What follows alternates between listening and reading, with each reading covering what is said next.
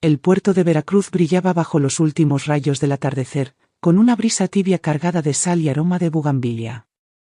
Miré mi reloj, las 6:55 de la tarde. Ajusté la mascada de seda alrededor de mi cuello, sintiendo el suave roce contra mi piel.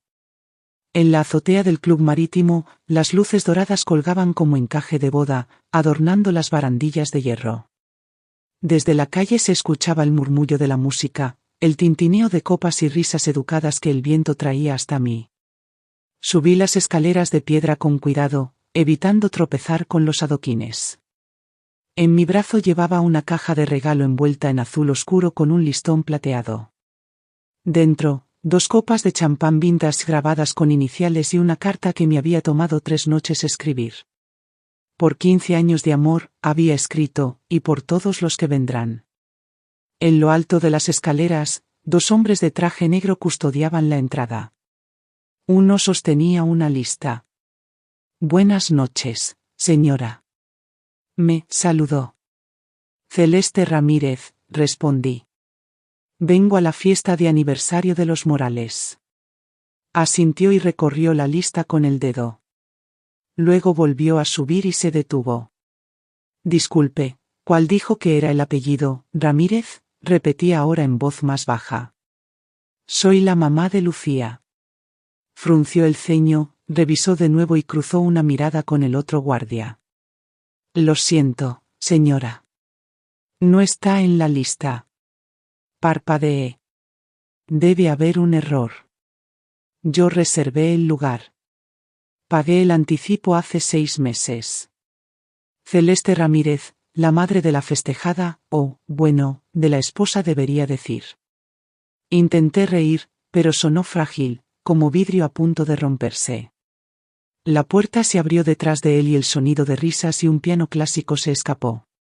Pude ver a la gente vestida de negro y crema, meseros ofreciendo charolas con canapés de camarón y copas de prosecco. Entonces la vi. Lucía apareció en la puerta, radiante en un vestido verde esmeralda. Su cabello recogido, su maquillaje impecable, como si estuviera lista para una cámara. Me vio de inmediato. Su sonrisa se desvaneció. «Mamá», dijo con voz baja y seca, «¿qué haces aquí?» Tragué saliva. «Lucía, yo. Es tu aniversario.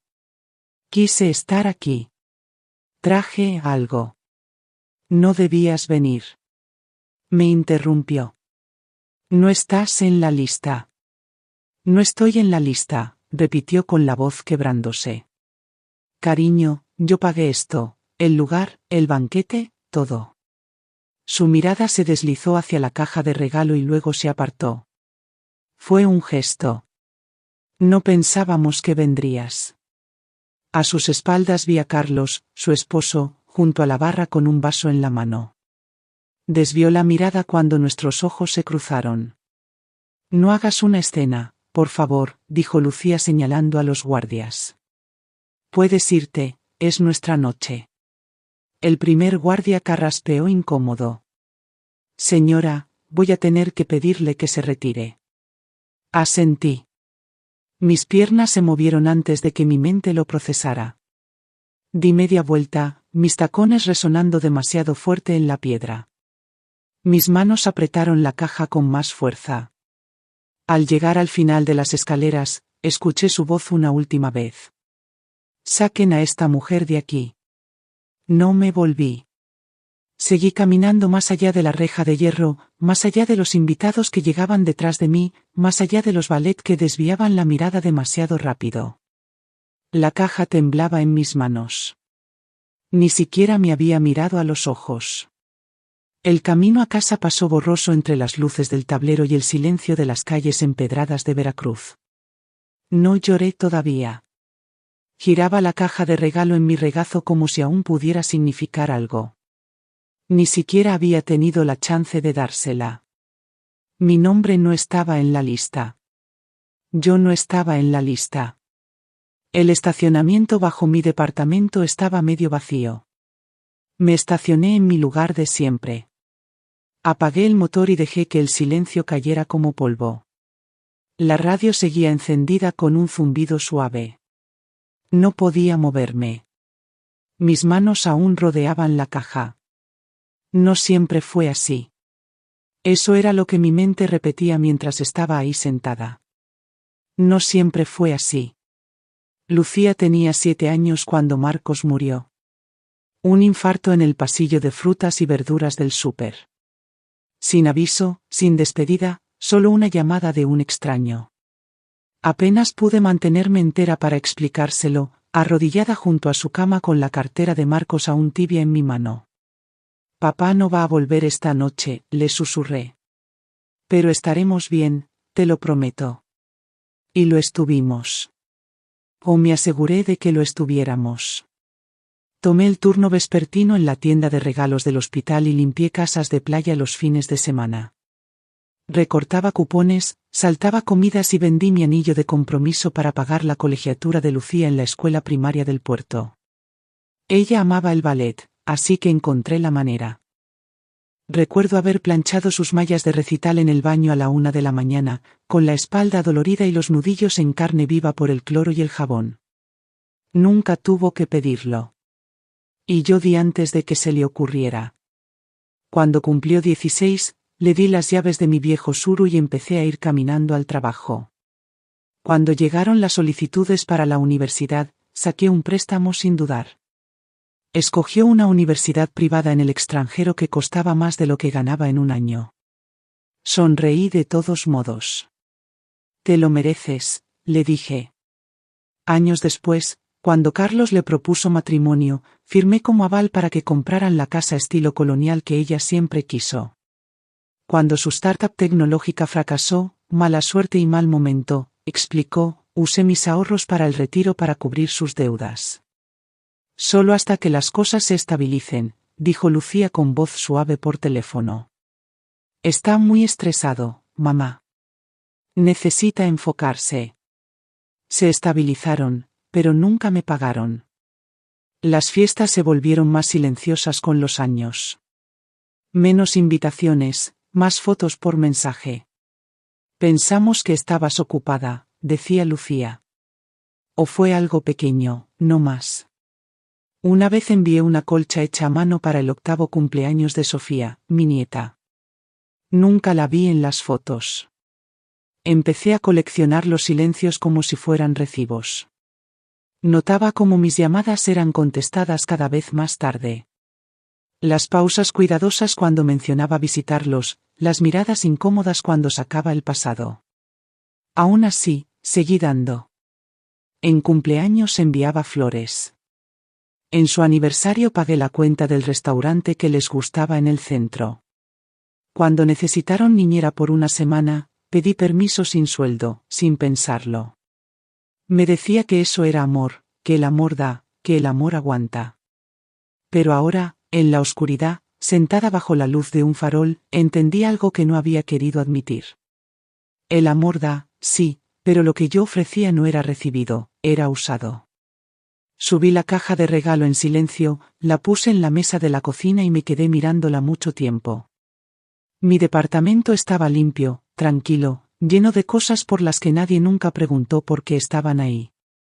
No solo me dejaron fuera de la lista, esa noche me habían borrado de la historia y por fin empezabas ya a entender desde cuándo habían levantado la pluma. A la mañana siguiente, estaba sentada en la mesa de la cocina con una taza de café ya fría. La caja de regalo seguía cerrada a mi lado, el listón empezando a descolgarse. La luz entraba por la ventana, cálida e indiferente. La vi caer sobre el prendedor de zafiro en mi chaleco.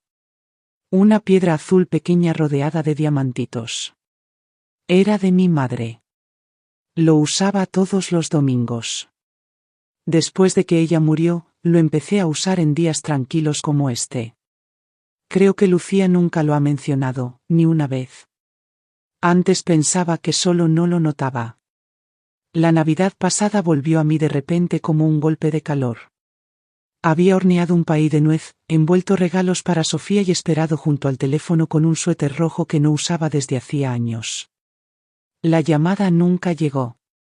El 26 de diciembre, Lucía me mandó una foto de Sofía con un trineo, con nieve cayendo en el fondo de una cabaña que no reconocí. Cuando pregunté dónde estaban, respondió, Valle de Bravo. Ay, creí que tenías planes con las señoras de la iglesia. No quisimos interrumpir. Leí ese mensaje más veces de las que quiero admitir. Si tenía planes, con SP y una película navideña en mute. Y luego estuvo el evento benéfico en primavera. Lucía me invitó, lo cual ya era sorprendente. Me puse un vestido azul marino y mi prendedor, esperando que tal vez se sintiera como pertenecer. Me presentó a un grupo de sus colegas junto a la mesa de la subasta silenciosa.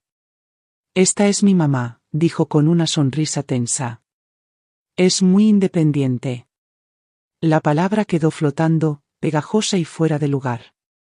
No cálida, no orgullosa, solo distinta. Una de las mujeres sonrió educadamente y luego se giró a hablar con alguien más. Pasé el resto de la noche fingiendo que me gustaba el rosado seco. 2 meses después, Carlos me llevó aparte en el recital escolar de Sofía. Le había contado a una pareja joven en nuestra mesa una breve historia sobre cómo Lucía cantaba canciones de musicales en la cocina, incluso cuando no teníamos luz durante el huracán del 2004. Era una historia tierna. O eso pensé. Después, Carlos se acercó y me dijo, Celeste, sé que no lo haces con mala intención, pero, ¿podrías no contar tantas historias de lucha? Algunos de nuestros amigos no se identifican con eso. Sonreí y asentí, fingiendo que entendía. Pero esa noche, frente al espejo, me pregunté si partes de mí estaban siendo borradas en silencio. La cosa es que no pasó de repente. Fue una exclusión lenta, cuidadosa, no violenta, solo constante, como el agua que talla la piedra. Y todo ese tiempo pensé que solo tenía que ganarme mi lugar de nuevo. Ser agradable, útil, silenciosa. Pero ahora, de pie frente a la ventana mirando la mañana, lo dije en voz alta, nunca estuve dentro. La línea no se trazó anoche. Había estado ahí por años, solo que por fin di un paso y noté que estaba del lado de afuera. Y quizás, por primera vez, no me interesaba volver a cruzar. No dormí esa noche, no porque estuviera llorando, sino porque mi mente no paraba de encajar las piezas. A las 5 de la mañana, preparé un café tan fuerte que podría quitar pintura y saqué una caja metálica vieja del fondo del closet. Era más pesada de lo que recordaba, con la llave aún pegada debajo. Adentro, una pila de folders, recibos sujetos con clips y una USB etiquetada. Impuestos 2012 a 2019. La llevé a la mesa del comedor y empecé a ordenar. No era rabia, no exactamente. Era algo más frío, más afilado, como si alguien hubiera encendido una luz y por fin viera el suelo cubierto de fragmentos. Los archivos eran viejos, pero completos. Lo había guardado todo, cada transferencia, cada préstamo, cada pago. Un correo impreso de Lucía en 2017 pidiendo ayuda con las colegiaturas de Sofía. Una nota de Carlos sobre solo un problema temporal de flujo de efectivo para su segunda startup. Transferencias etiquetadas como apoyo familiar. Nadie pidió recibos y yo nunca insistí. Ese fue mi error. Para el mediodía tenía una cifra de 5.600.000 pesos en los últimos 11 años. Abrí la app de mi tarjeta de crédito más por costumbre que por esperanza. Pero ahí estaban 3 cargos nuevos del lugar. Me quedé mirando ese último. Conocía esa marca. Marco solía admirar sus relojes en revistas. Nunca compró uno. Decía que era demasiado extravagante. Pero Carlos llevaba uno en la fiesta, presumiendo su muñeca durante un brindis. Por el hombre que me enseñó a amar, dijo, sonriendo a Ricardo, el papá de su suegro. El reloj había sido mi regalo. Me quedé inmóvil. Luego me levanté, fui a la cocina y tomé la caja de regalo de la mesa. La abrí despacio. Las copas estaban envueltas en papel azul. La carta encima no la leí. La tiré completa a la basura. Entonces hice llamadas. Primero, al lugar del evento. La mujer al teléfono sonó cautelosa cuando expliqué que no había autorizado los cargos adicionales. Asumimos que la tarjeta registrada estaba aprobada para decisiones en el lugar. No lo estaba. Dije, quiten todo más allá del anticipo inicial. Si hay algún problema, envíen el saldo restante a Lucía Morales. Hubo una pausa. ¿Y el anticipo? Rediríjanlo como donación al refugio de mujeres Magnolia en memoria de Marcos Ramírez. La siguiente llamada fue a Clara, una vieja amiga de mis días de maestra, que ahora era abogada fiscal. No hablábamos desde hacía años, pero contestó de inmediato. Celeste, ¿cuánto tiempo? Tengo una pregunta. Dije, si he dado más de 5 millones de pesos a mi familia en los últimos años, ¿debo documentarlo para impuestos? Hubo un silencio. Luego, reunámonos hoy. Para cuando terminamos la charla esa tarde, tenía una lista de acciones: cancelar autorizaciones de cuentas compartidas, presentar declaraciones de donativos modificadas, redactar notificaciones formales de pago para préstamos informales. Clara incluso se ofreció a enviar las certificadas si no quería enfrentarlas. Dije que no quería. A las 6:15 de la tarde, me senté frente a mi laptop y comencé a escribir. No un correo, no una carta, un libro de cuentas. Una columna para lo que pedían, una para lo que di, una para lo que me costó y una columna en blanco esperando lo que iba a recuperar. Llegaron sin avisar. Estaba doblando ropa cuando comenzaron los golpes en la puerta. No toqué 2 golpes. Abrí y ahí estaban Lucía, Carlos y mi hijo Esteban, parados en el pasillo como una delegación furiosa. Lucía entró primero. ¿Qué demonios hiciste? Carlos la siguió con la cara roja y la voz cortante. Nos humillaste. El lugar congeló la cuenta. Les dijo a nuestros amigos que los cargos fueron rechazados. Esteban se quedó cerca de la puerta, pero la cerró tras de sí. Mamá, ¿qué pasa? Me quedé quieta y los dejé hablar. Lucía caminaba de un lado a otro, sus tacones apuñalando el piso de madera. Se suponía que esto era una celebración, un momento familiar. ¿Y tú lo convertiste en qué? Una jugada de poder. Siempre haces esto, espetó. Siempre te las arreglas para hacerte la víctima.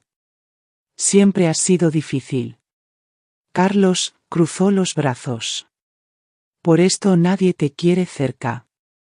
Es agotador. Caminé a la mesa sin decir nada. Tomé la carpeta que había dejado ahí esa mañana. Se la ofrecí a Lucía. No la tomó, así que la puse entre ellos. La portada decía en letras simples, lo que tomaron.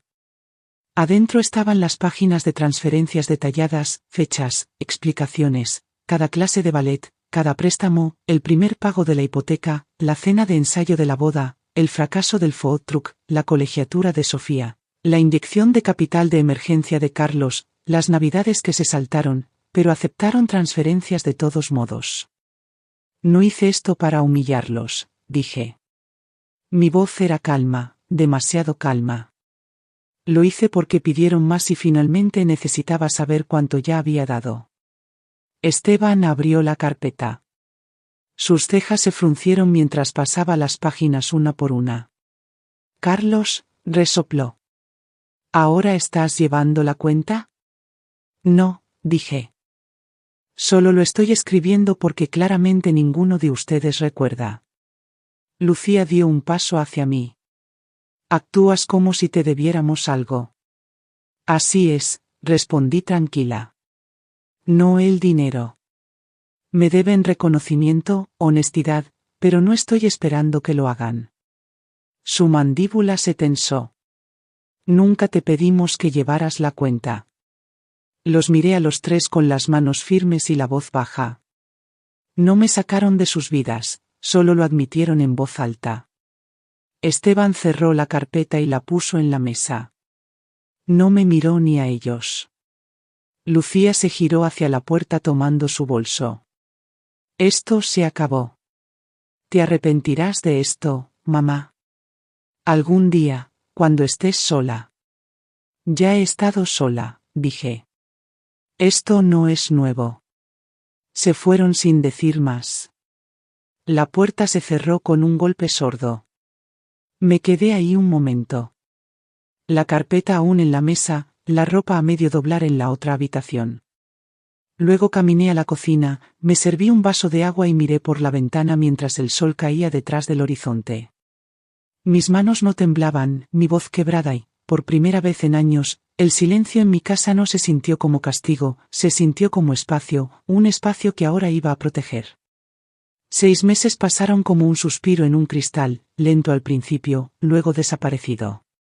Vendí el departamento, empaqué las carpetas, el prendedor, la colcha que nadie agradeció y manejé al sur, hacia algo más pequeño, más tranquilo. Una casita de 2 recámaras en las afueras de Mérida, encalada, con persianas color espuma de mar. Había un limonero plantado en el patio trasero y la agente inmobiliaria dijo que no había dado frutos en años. No me importó, lo estaba intentando. Las mañanas llegaban más suaves aquí. Empecé a ser voluntaria 2 veces por semana en el refugio Magnolia, el mismo al que doné los fondos de la fiesta. Ayudaba a organizar talleres de educación financiera, doné libros, enseñé a mujeres a leer reportes de crédito y hacer presupuestos. Era un trabajo callado, pero llenaba algo en mí que había estado vacío mucho más tiempo del que había notado. La nieta de mi vecina, Camila, empezó a venir los viernes por la tarde. Su mamá trabajaba turnos dobles y me ofrecía enseñarle a hornear. Tenía 10 años, con demasiada curiosidad y pocos lugares para ponerla. Le gustaba mi prendedor y lo llamó medalla de joya. La dejé usarlo una vez mientras hacíamos un flan de cajeta. Hizo más preguntas en 1 hora que lucía en 20 años. Y luego, una mañana, llegó una carta. No una factura, no publicidad, un sobre de verdad, escrito a mano, con letras redondeadas. Querida abuela Celeste, te extraño. Mamá dijo que te fuiste porque estabas cansada. ¿Por qué no me dijiste? Te habría abrazado. Extraño tus historias. Puedo escribirte. Estaba firmado, con cariño, Sofía. Me quedé con la carta 1 hora antes de moverme. Luego envolví una copia del Jardín Secreto, mi favorito de niña, y metí una nota que decía: siempre puedes visitarme, pero solo si traes preguntas, no disculpas. Antes de cerrar la caja, añadí una galleta de azúcar con limón de Camila. Solo porque sí. Esa semana me reuní con mi abogada y firmé nuevos documentos para el poder médico. Quité a Lucía y puse a mi vecina Corina. Ella me había llevado sopa cuando tuve gripa. Me sostuvo la mano cuando me mareé. Me preguntó cómo estaba y esperó la respuesta. No era la sangre lo que construía confianza. Era la presencia, el patrón, la constancia. Y quizás eso era el legado de verdad, a quien eliges, no a quien te asignan. La marea estaba baja esa mañana y la brisa llegaba cálida desde el agua. Me senté en un banco desgastado, cerca de las dunas, con un termo de té en las manos, viendo a una niña perseguir gaviotas por la arena. Su cabello volaba libre detrás de ella, sus piernas levantando alirrisas, y por un momento se parecía a Sofía a esa edad. Antes de la distancia, antes de que la voz cuidadosa de su madre le enseñara a dejar de hacer preguntas. La observé hasta que desapareció en la curva de la playa. Un momento que pasa sin ceremonia, pero se queda de todos modos. Pensé en la carta aún guardada en mi escritorio, escrita con la letra desigual de Sofía. Y pensé en todos los años que pasé dando sin pedir que me vieran. Antes pensaba que el amor era algo que tenía que ganarme, que si daba lo suficiente, hacía lo suficiente, perdonaba lo suficiente, eventualmente me dejarían entrar. Pero el amor que pide pruebas no es amor, es ventaja. Y nunca fui invisible, solo que nunca miraron. Esa tarde planté un segundo limonero junto al viejo en mi patio trasero. La tierra era arenosa y terca, pero cavé profundo de todos modos. Mis manos se llenaron de ampollas, me dolían las rodillas, pero seguí hasta que las raíces estuvieron cubiertas y la tierra bien apisonada. El amargor puede echar raíces profundas, pero no tiene que quedarse. Me senté sobre mis talones con tierra bajo las uñas, la brisa aún moviéndose entre los árboles. Querían que fuera callada, agradecida, pequeña. Elegí algo más. Elegí ser visible, soberana y completa.